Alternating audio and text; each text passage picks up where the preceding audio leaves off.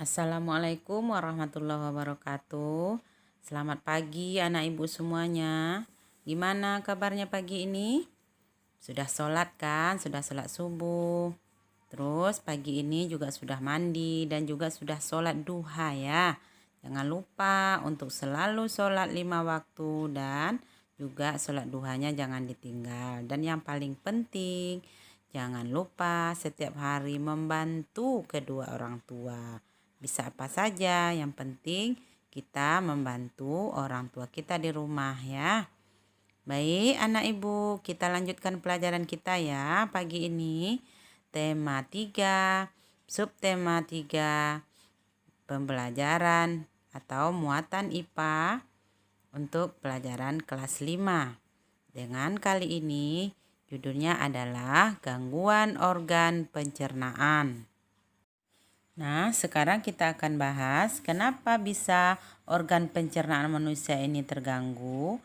Ini disebabkan karena terserang oleh berbagai penyakit yang diakibatkan karena makanan yang tidak sehat atau pola makan yang tidak teratur.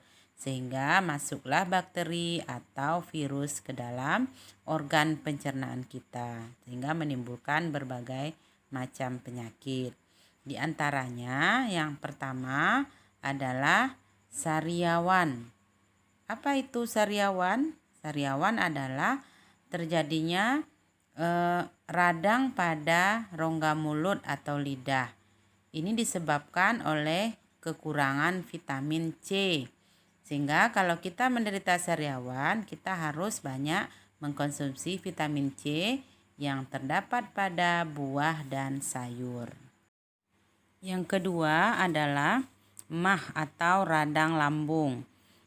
Ciri-cirinya adalah lambung terasa perih, mual, dan juga disertai sakit kepala.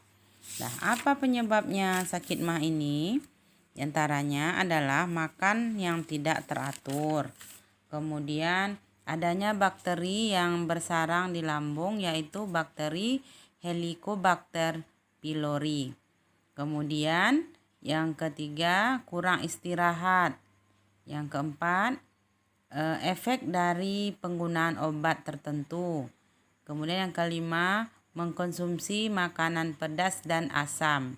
Yang terakhir karena minum minuman yang mengandung alkohol atau kafein. Yang ketiga adalah hepatitis. Apa gejala dari hepatitis? Yaitu tubuh terasa lemas dan air seni berwarna coklat seperti teh. Hal ini disebabkan oleh virus yang menyerang pada hati kita. Yang keempat, diare. Apa gejala diare? Yaitu tinja encer atau berlendir dengan frekuensi sangat sering. Kemudian diare ini disebabkan oleh bakteri maupun amuba yang menyerang di dalam usus manusia. Nah, penyebab dari diare ini yang pertama karena infeksi virus. Yang menyebabkan diare yaitu virusnya rotavirus. Yang kedua karena infeksi bakteri dan parasit yang masuk melalui makanan dan terkontaminasi. Yang ketiga karena intoleran makanan. Maksudnya tidak peka atau tidak tahan terhadap suatu makanan, misalnya makanan pedas atau gula yang ada pada susu sehingga menyebabkan kita diare. Yang keempat karena alergi makanan. Dan alergi makanan ini juga merupakan reaksi negatif tubuh terhadap suatu makanan sehingga menyebabkan diare. Yang kelima adalah usus buntu atau apendisitis. Usus buntu ini gejalanya sakit yang tidak tertahankan pada perut bagian bawah. Terus apa penyebabnya terjadinya apendisitis ini? Karena terjadinya penumpukan makanan, sisa-sisa makanan yang terjebak di dalam umbai cacing sehingga lama-kelamaan umbai cacing tersebut busuk dan harus dipotong ya melalui operasi usus buntu. Jadi kita harus menghindari makanan yang bisa mengendap pada usus buntu atau pada bayi. Yang keenam adalah tifus.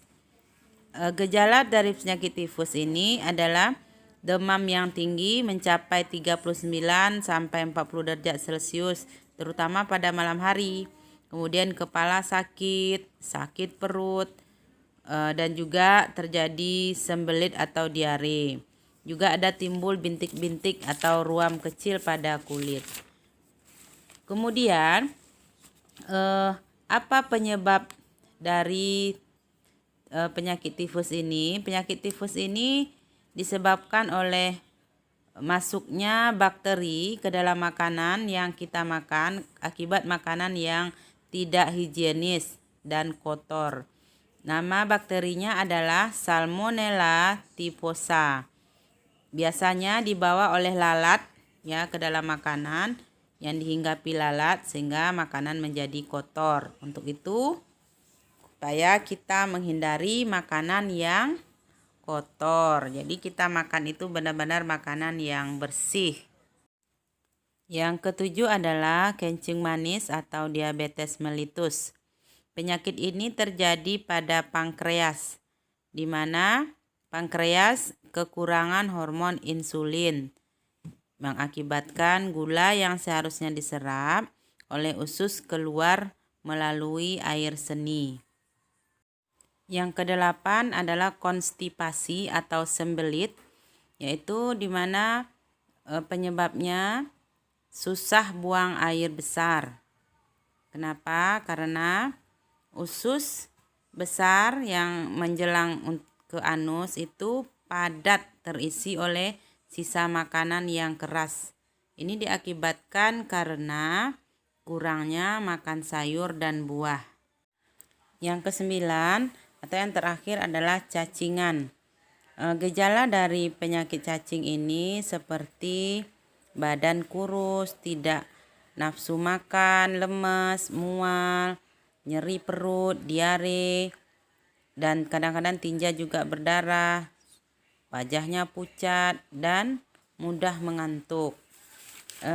Hal ini disebabkan karena makanan yang kita makan itu kurang bersih, sehingga mungkin telur-telur cacing akan masuk ke dalam mulut dan hidup di dalam usus manusia.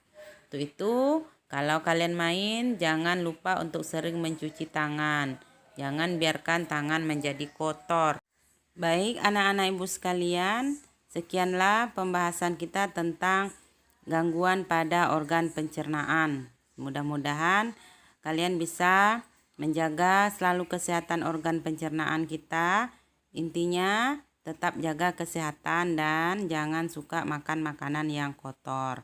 Demikian saja. Assalamualaikum warahmatullahi wabarakatuh.